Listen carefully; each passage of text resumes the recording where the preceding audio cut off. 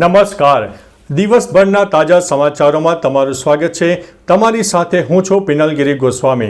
સમાચારો વિસ્તારથી જાણીએ એ પહેલા મહત્વના સમાચારો ઉપર એક નજર. મિત્રો, અમેરિકન ગાયિકાએ ગાયું છે જણ ગણ મન. ચીની એરબેઝ ઉપર પાકિસ્તાની વિમાનો જોવા મળ્યા. હવે આધાર અપડેટ થશે મિત્રો ઘરે બેઠા. ત્યારે આગળ વાત થશે ખેડૂતો માટે મહત્વના સમાચાર સામે આવી રહ્યા છે.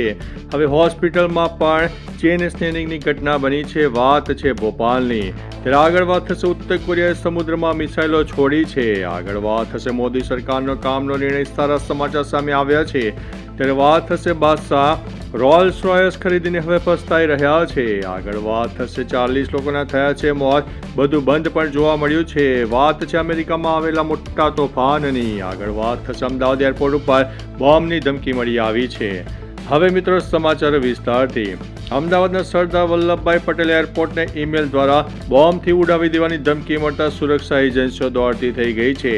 બોમ્બ અને ડોગ સ્ક્વોડ દ્વારા હાથ ધરાયેલા સઘન સર્ચ ઓપરેશનમાં કોઈ શંકાસ્પદ વસ્તુ મળી નથી. તંત્રએ રાહતનો શ્વાસ લીધો છે, પરંતુ આ ઘટનાની ગંભીરતાથી લઈને અજ્ઞાત શખ્સ સામે ફરિયાદ નોંધાઈ છે. સાયબર ક્રાઇમ ટીમ ટેકનિકલ તપાસ પણ કરી રહી છે. અન્ય મહત્વના સમાચારની વાત કરીએ તો 40 લોકોના થયા છે મોત. બધું બંધ જોવા મળ્યું છે.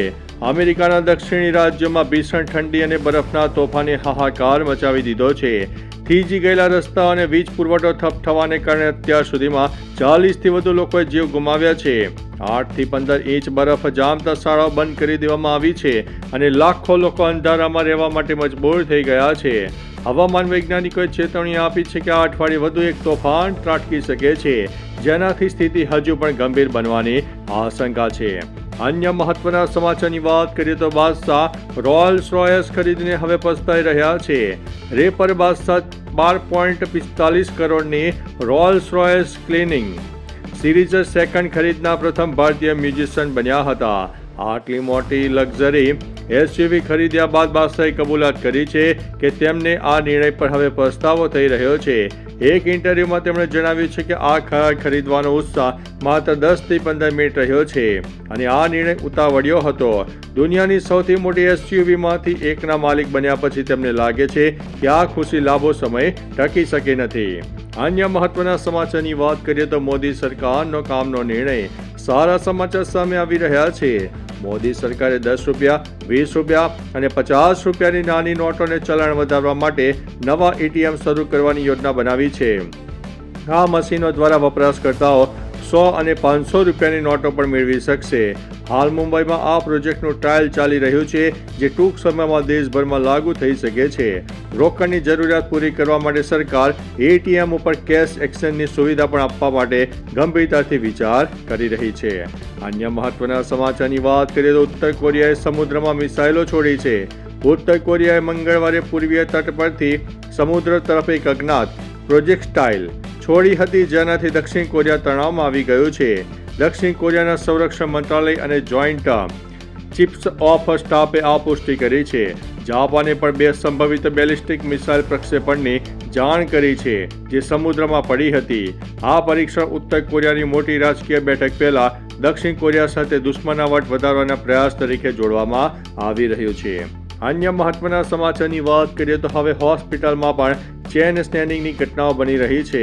સોશિયલ મીડિયામાં એક વિડીયો વાયરલ થયો છે, જે ભોપાલ એમ્સનો હોવાનું સામે આવ્યું છે. વિડીયોમાં જોઈ શકાય છે કે મહિલા ડોક્ટર જ્યારે લિફ્ટમાં જાય છે, અચાનક એક શખ્સ આવી ચડે છે અને લિફ્ટમાં સવાર થઈ જાય છે. ત્યારબાદ સ્નેચર આ તક જોઈને મહિલાનું ધ્યાન ભટકાવીને ચેન ખેંચીને ફરાર થઈ જાય છે. હવે સવાલ થાય છે કે સ્નેચરની આટલી તાકાત આવી કેવી રીતે? મહિલાઓ હોસ્પિટલમાં પણ અત્યારે સુરક્ષિત નથી. અન્ય મહત્વના સમાચારની વાત કરીએ તો ખેડૂતો માટે મહત્વના સમાચાર. અહેવાલો મુજબ પીએમ કિસાન સન્માન નિધિનો 22મો હપ્તો સરકાર ફેબ્રુઆરી 2026ના અંત સુધીમાં અથવા માર્ચ મહિનામાં ખેડૂતોના ખાતામાં 2000નો હપ્તો જમા કરી શકે છે. જો કે આ લાભ મેળવવા માટે ખેડૂતોએ KYC અને જમીનનું વેરિફિકેશન કરાવવું ફરજિયાત છે. ખેડૂતો હવે ઘેરે બેઠા જ પોતાના ગામની યાદીનું પોતાનું નામ ચેક કરી શકે છે. આ માટે તેમણે સત્તાવાર વેબસાઇટ બેનિફિશિયરી લિસ્ટ વિકલ્પ પસંદ કરવાનો રહેવાનો છે. અન્ય મહત્વના સમાચારની વાત કરીએ તો હવે આધાર અપડેટ થશે ઘરે બેઠા. UIDAI દ્વારા 28 જાન્યુઆરી 2026ના રોજ નવી પ્રાઇવેસી ફર્સ્ટ આધાર એપ્લિકેશનનું ફૂલ વર્ઝન લોન્ચ થઈ જશે. આ એપ્લિકેશન એન્ડ્રોઇડ અને iOS બંને માટે ઉપલબ્ધ રહેશે. નવા એપથી યુઝર્સ ઘરે બેઠા મોબાઈલ નંબર અને સરનામું પણ અપડેટ કરી શકશે. માસ્કિંગ ફીચર દ્વારા માત્ર જરૂરી ઓળખ શેર કરી શકાશે. હવે આધાર કાર્ડની ફોટોકોપી જરૂર નહીં રહે. એક લોગિન કરતી વખતે ધ્યાન રાખો કે મોબાઈલ નંબર આધાર સાથે લિંક હોવો જરૂરી છે. અન્ય મહત્વના સમાચારની વાત કરીએ તો ચીની એરબેઝ ઉપર પાકિસ્તાની વિમાનો. પાકિસ્તાની વાયુસેનાના II-78 રિફ્યુલિંગ વિમાનો ચીનના ચિયુઆન એરબેઝ ઉપર શસ્ત્રો લેવા પહોંચ્યા હોવાનું સામે આવ્યું છે. ભારત તરફથી ઓપરેશન સિંધુ 2.0ના ડરને કારણે પાકિસ્તાની સેના પ્રમુખ અસીમ મુનીર હથિયારો માટે ઉતાવળ કરી રહ્યા છે. મિલિટરી વોચ મેગેઝિનના અહેવાલ મુજબ 19 અને 20 જાન્યુઆરી દરમિયાન અનેક પાકિસ્તાની વિમાનો ચીનમાંથી સપ્લાય થતા દેખાઈ રહ્યા છે. ચીન અત્યારે પાકિસ્તાન માટે શસ્ત્રોનો સૌથી મોટો સપ્લાયર છે. અન્ય મહત્વના સમાચારની વાત કરીએ તો અમેરિકન ગાયિકાએ ગાયું છે જણ મન. 77મા પ્રજાસત્તાક દિવસના અવસર નિમિત્તે અમેરિકન સિંગર મેરી બિલ્બેને ભારત અને PM નરેન્દ્ર મોદીને શુભેચ્છા પાઠવી છે. તેમણે પોતાના મધુર અવાજમાં ભારતનું રાષ્ટ્રગાન જણ ગણ મન ગાઈને તેનો વિડીયો શેર કર્યો છે.